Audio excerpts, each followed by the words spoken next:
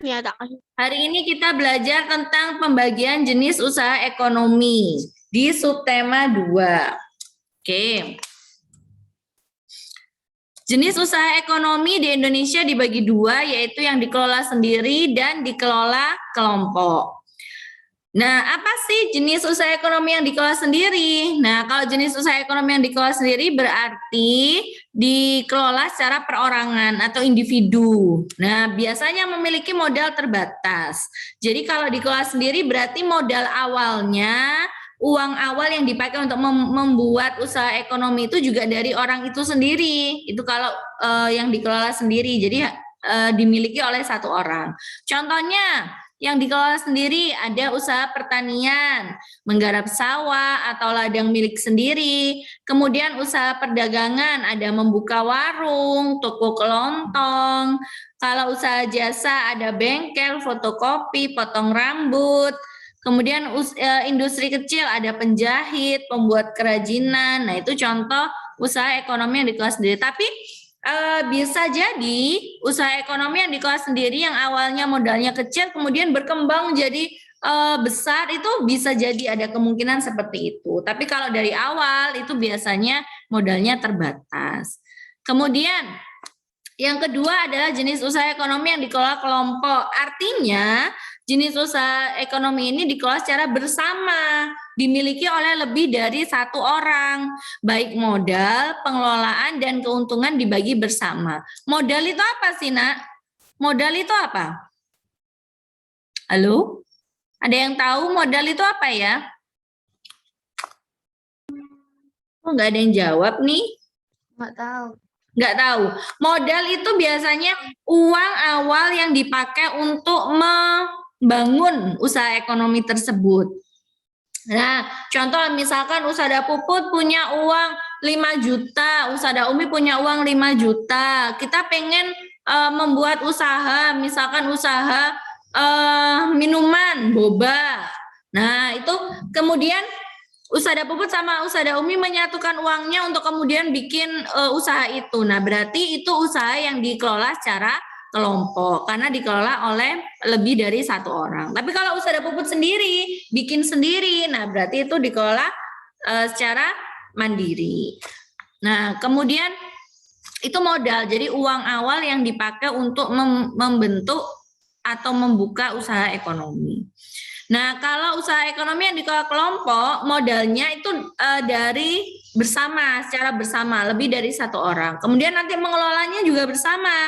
Dan laba yang dimiliki dari hasil usaha ekonomi itu juga harus dibagi bersama. Nggak boleh, kemudian modal awalnya berdua. Mengelola usahanya berdua, tapi nanti modalnya hanya dimiliki satu orang, keuntungannya, labanya hanya dimiliki satu orang, nggak boleh. Semuanya harus dibagi bersama.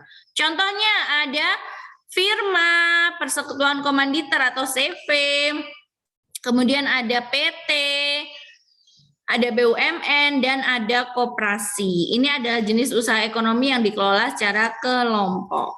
Lanjut. Apa sih itu firma? Nah, firma adalah usaha ekonomi bersama yang didirikan sekurang-kurangnya dua sekutu dan saling mengenal. Jadi ada dua pihak yang saling mengenal. Nggak boleh nih ketemu di lampu merah, belum kenal, kemudian mau mendirikan firma. Wah, itu beresiko. Nah, setiap anggota memiliki kewajiban, hak, dan tanggung jawab yang sama atas keuntungan dan kerugiannya. Jadi ada perjanjian, kesepakatan, ada materainya juga. Jadi usaha firma ini dikelola oleh si A dan si B.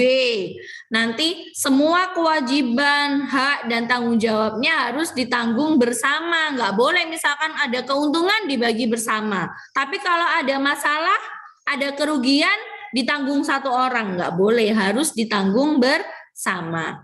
Kemudian biasanya bergerak di bidang pelayanan hukum dan keuangan. Jadi kalau firma ini yang mendirikan firma biasanya lawyer atau pengacara, itu biasanya mendirikan firma. Kemudian notaris. Nah, di sini ada nggak orang tuanya yang bekerja di bidang tersebut? Jadi jadi pengacara atau notaris. Nah, biasanya itu mendirikan firma. Kemudian yang kedua adalah CV. adalah persekutuan komanditer, usaha ekonomi bersama yang didirikan sekurang-kurangnya 2 orang yang menyetorkan modal. Jadi ada 2 orang yang mau bangun CV, dua-duanya ini harus punya modal tadi, punya uang yang dimiliki untuk membuka usaha CV itu. Nah, pada CV bedanya dengan firma, CV ini ada yang namanya sekutu aktif dan ada yang namanya sekutu pasif. Nah, kalau sekutu aktif, dia berperan sebagai investor. Investor itu yang menanamkan saham. Saham itu apa? Saham itu modal. Nah, jadi sekutu aktif ini ngasih uang, ngasih modal, dan mengelola CV. Mengelola itu apa? Dia terjun langsung menata CV itu, menjalankan CV itu. Nah, itu namanya sekutu aktif. Kalau sekutu pasif kebalikannya. Berarti apa? Dia hanya memberikan modal saja, tapi tidak ikut mengelola. Misalkan nih, Usada Puput sama Usada Umi nih temenan dari dulu, dari SMA udah kenal. Usada Puput kerja, Usada Umi di rumah, misalkan nggak kerja. Ayo kita dirikan CV gitu. Sama-sama ngasih modal, Usada Umi ngasih modal, Usada Puput ngasih modal. Nah, tapi karena Usada Puput kerja, Usada Puput nggak bisa mengelola. Akhirnya yang mengelola adalah Usada Umi, karena Usada Umi tidak bekerja. Nah, itu berarti Usada Umi sebagai sekutu apa? Aktif, pintar. Nah, Usada Puput yang tidak bisa mengelola CV karena bekerja, maka Usada Puput disebut sekutu Pasif. pasif, pintar. Sampai sini bisa dipahami? Bisa. Ya. Contoh CV adalah misalkan di bidang percetakan, penerbitan buku, itu bisa bahan bangunan itu juga bisa CV, mendirikan CV. Kemudian yang ketiga ada PT. PT itu singkatan dari apa? Perseroan terbatas. Nah, itu apa sih? Usaha ekonomi bersama yang modalnya berupa kumpulan saham. Jadi ini lebih dari 2 orang, bahkan mungkin ya banyak orang gitu. Misalkan nih, guru kelas 5 ini kan ada 6 ya. Nah, masing-masing orang nih ngasih saham. Ayo kita dirikan toko, misalkan. Kita dirikan toko. Masing-masing 6 orang ini masing-masing ngasih saham. Nih. Nah, berarti toko tadi itu adalah milik ber-6. Karena yang ngasih saham 6 orang. Kalau yang ngasih saham 10 orang, maka PT tersebut ya milik 10 orang. Jadi tergantung nih yang ngasih saham tadi berapa orang. Nah, saham diartikan sebagai bukti kepemilikan. Saham itu sama dengan modal awal. Nah, itu sebagai bukti kepemilikan. Kalau Usada Puput ikut naruh saham di sana berarti PT tersebut juga miliknya Usada Puput meskipun tidak keseluruhan. Nah, pemilik saham memperoleh keuntungan dari berjalannya PT. Ketika PT itu sudah berjalan, sudah memproduksi dan ada labanya, ada keuntungannya, maka keuntungannya ini pun dibagi bersama orang yang memiliki saham tadi. Kalau tadi ber-6, yang ngasih saham ber-6, berarti keuntungannya juga dibagi berberapa? 6. Kalau yang ngasih saham itu ber-10 ya berarti keuntungannya dibagi 10 seperti itu. Contoh kalau PT ada di bidang industri atau pabrik. Di sini ada di Gresik ini ada PT enggak ya? Banyak ya? Gresik ini kan kota industri, banyak PT. Contohnya PT apa nih? Semen Gresik. PT Semen Gresik. Terus PT apa lagi? PT Petrokimia, PT Wilmar, banyak ya. PT Smelting, PT Petrowidada, PT Petrokimia Kayaku, loh banyak ya. Nah, ini biasanya bergerak di bidang industri kalau PT ini. Kemudian jenis usaha ekonomi yang dikelola kelompok selanjutnya ada BUMN. Apa sih singkatan dari BUMN itu? Badan usaha milik negara. Badan usaha milik negara adalah perusahaan negara yang seluruh atau sebagian modalnya dimiliki oleh negara. BUMN dapat berupa perusahaan umum atau perum atau perseroan terbatas atau PT. Nah, kalau yang PT ini tadi kan ada beberapa orang yang menanam saham. Kalau negara ikut menanam saham di PT itu, maka PT itu masuk ke dalam BUMN. Sama seperti Petro sama semen.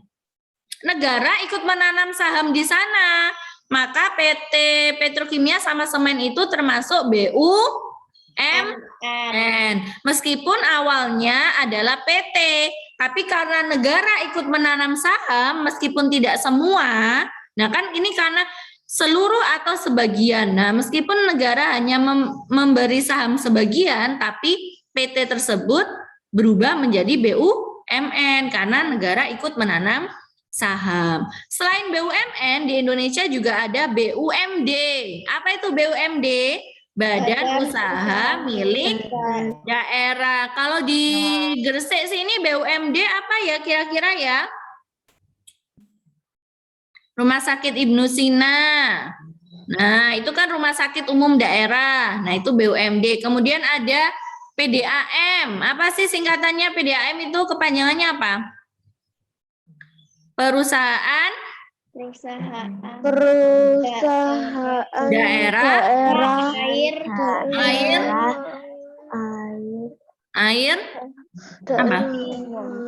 Air minum. Perusahaan daerah air minum itu PDAM dikelola oleh daerah. Kemudian yang terakhir ada koperasi. Nah, kalau koperasi itu usaha yang dikembangkan untuk menyejahterakan anggotanya. Koperasi menganut asas kekeluargaan yang sesuai dengan UUD 45 pasal 33 ayat 1. Bapak Koperasi Indonesia adalah Dr. Andes Muhammad Hatta. Kalau koperasi ini, Nak, modal awalnya dari anggota, dikelola oleh anggota, dan nanti ketika ada laba, maka dibagi untuk anggotanya bersama. Itu kalau koperasi. Jenis koperasi di Indonesia ini ada yang namanya koperasi konsumsi. Dia menyediakan kebutuhan sehari-hari. Contoh misalkan menyediakan beras, gula, minyak. Nah, itu pokoknya yang kebutuhan sehari-hari, sabun, Pepsodent, apa kok Pepsodent sebut merek, pasta gigi, sampo. Nah, itu namanya koperasi konsumsi. Ada koperasi simpan pinjam. Dia menyediakan layanan simpan dan pinjam. Anggotanya mau nabung di sana boleh. Kemudian ada anggotanya yang mau pinjam uang. Apa itu? Ngutang. Ngutang itu boleh. Nah, nanti ada kontribusinya. Jadi ada kontribusinya, pinjamnya berapa, nanti ngembalikannya berapa. Nah, labanya itu digunakan untuk menyejahterakan anggotanya, untuk diputar lagi. Nah, kemudian ada koperasi produksi, menyediakan bahan baku produksi dan menyalurkan hasil produksi. Contoh, misalkan di dalam suatu daerah itu sebagian besar penduduknya bekerja sebagai penganyam, membuat kerajinan menganyam. Nah, koperasi yang ada di daerah tersebut, dia menyediakan bahan bakunya. Untuk menganyam ini, warganya butuh apa sih? Nah, disediakan sama koperasi itu. Jadi belinya di koperasi. Nah, kemudian kalau sudah jadi, hasil anyamannya sudah jadi, dititipkan di koperasi untuk dijual, dibantu menjualkan. Nah, itu namanya koperasi produksi. Kemudian koperasi jasa, menyediakan layanan jasa, contohnya jasa angkutan. Misalkan di suatu desa itu ada penduduknya beberapa yang bekerja ke kota. Nah, kemudian koperasi itu menyediakan layanan jasa angkutan yang mana nanti dikelola bersama, nyewanya bareng, belinya pakai uang bersama, dikelola bersama, nanti ada iuran bayar untuk perawatan. Nah, itu namanya koperasi jasa. Kemudian yang terakhir adalah koperasi serba usaha. Kalau serba usaha ini semuanya ada di sini.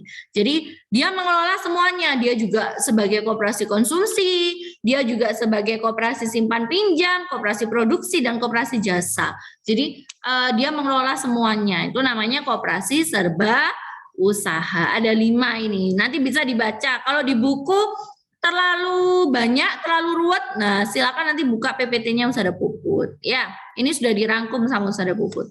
Kemudian selanjutnya, Nah, kalau kita membahas tentang usaha ekonomi, maka kita akan membahas juga tentang kegiatan ekonomi. Nah, kegiatan ekonomi ini sering keluar nih. Di kelas 4 kemarin kayaknya juga ada deh ya, kegiatan ekonomi. Di kelas 5 ini diulang lagi, kemudian nanti di semester 2 pun akan diulang lagi. Nah, itu yang namanya pelajaran tematik, saling berhubungan. Nah, kegiatan ekonomi ini ada sistem produksi. Apa sih sistem produksi itu? Sistem proses pembuatan barang. Nah, orang yang melakukan produksi disebut produsen. Produsen. Diingat-ingat, jangan kebalik. Nanti kegiatannya produsen, nama orangnya produksi, kebalik ya. Kemudian yang kedua ada distribusi. Apa sih distribusi? Itu proses penyaluran barang. Penyaluran barang. Nah, jadi misal nih rata-rata sawah itu letaknya di mana sih? Di desa apa di kota kalau sawah itu? Di desa. Di desa ya. Nah, petani itu mengolah sawahnya, kemudian menghasilkan padi, kemudian jadi beras. Nah, beras ini kan dibutuhkan oleh semua orang, baik yang di desa maupun di kota. Makanya perlu yang adanya proses distribusi, penyaluran dari desa, beras yang dari desa tadi dibawa ke kota untuk dijual. Nah, saling menguntungkan. Kenapa? Petaninya nggak perlu harus mengeluarkan biaya untuk ke mana? Ke kota. Dan orang kota kalau beli beras nggak harus pergi ke desa. Ya kan? Bayangkan kita yang di kota, misalkan mau beli beras harus ke desa dulu. Padahal tidak semua kota dekat dengan desa. Iya kan? Ada yang letaknya jauh. Nah, bayangkan kalau beli beras aja harus mencari desa, kan susah. Nah, makanya ada yang namanya proses distribusi. Jadi pengambilan dari yang beras yang ada di desa dibawa ke kota untuk dijual. Jadi orang kota beli beras gampang, di toko-toko ada, nggak harus di desa, dan petaninya ini juga untung. Jadi berasnya yang sudah dipanen tadi bisa segera didistribusikan, bisa segera dijual lagi. Nah, orang yang melakukan distribusi ini disebut distributor. Bukan distribusen loh ya. Ntar mentang-mentang semuanya N. Ini nanti jadi N juga. Enggak, yang ini namanya distributor ya. Yang terakhir adalah konsumsi, proses pengambilan barang oleh pembeli. Nah, jadi distributor ini tadi juga bisa jadi mengkonsumsi gitu ya, karena dia membeli dari petani. Nah, kemudian proses yang membawa dari desa ke kota itu adalah distribusi. Nah, di kota nanti ada banyak pembeli lagi, baik pembeli yang punya toko kemudian mau dijual lagi, atau pembeli yang benar-benar konsumen untuk dikonsumsi sendiri. Nah, itu macam-macam di kota sana. Nah, orang yang melakukan konsumsi disebut konsumen. Nah, ini diingat-ingat nih, Kak kasih bocoran, sering keluar loh ini. Ya, diingat-ingat nih, di ujian-ujian sering keluar. Nah, sekarang ayo kita berdiskusi. Silakan dibuka bukunya halaman 78.